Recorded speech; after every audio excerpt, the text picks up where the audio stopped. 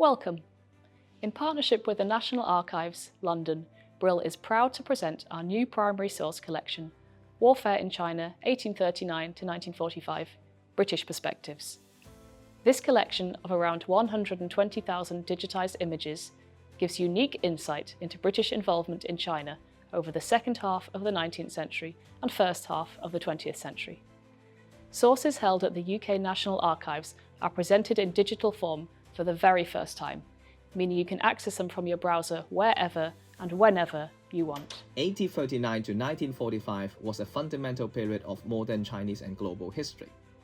China underwent seismic political, social, and cultural changes during this century, including the radical modernization of the Chinese armed forces. By 1945, the country had emerged as one of the so-called Big Four, laying the foundation for China's leading position today on the world stage. Meanwhile, the British Empire was at its height in the 19th and early 20th centuries, and Britain's military presence played a key role in the complex relationship with China.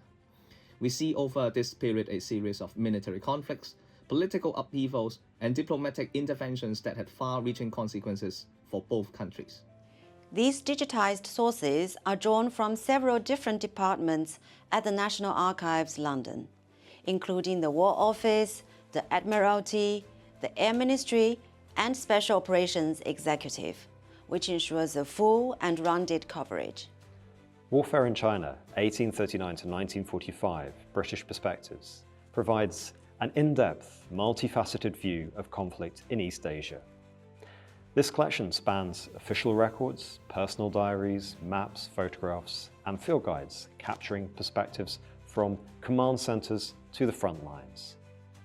Beyond military operations, it reveals intelligence work, propaganda, and civilian toll of war, offering insight into China's rising global influence and evolving international dynamics.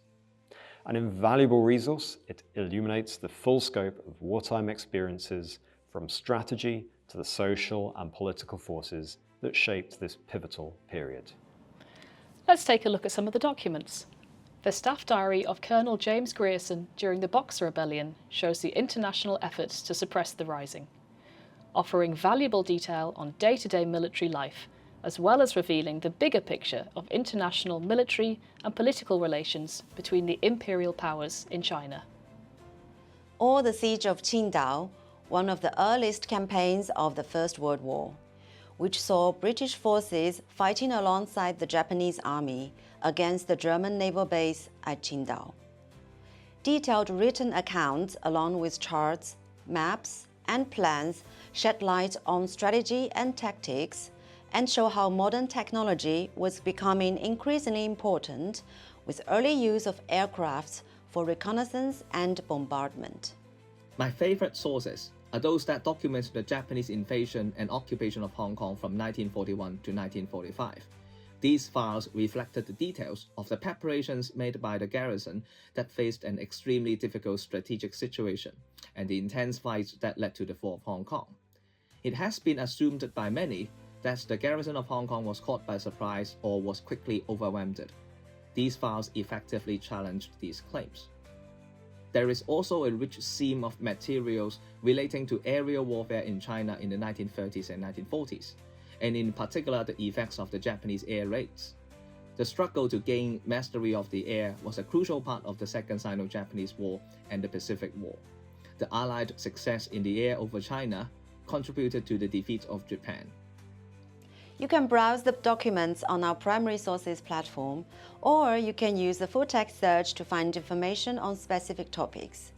There is also catalog data available and supplementary material, including an extensive introductory essay, a timeline, a further reading list, and maps to support you in your research and teaching. This collection is a treasure trove for anyone interested in Chinese history, in military history, and in imperial history. The vast majority of these sources are in English and are easy to read, meaning that it's accessible for students, and the rich collection of visual material is also great for teaching.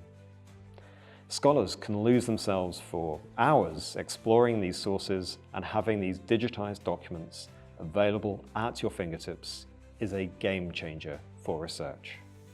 We hope you will enjoy exploring this primary source collection. Brill wishes you fruitful and inspiring research.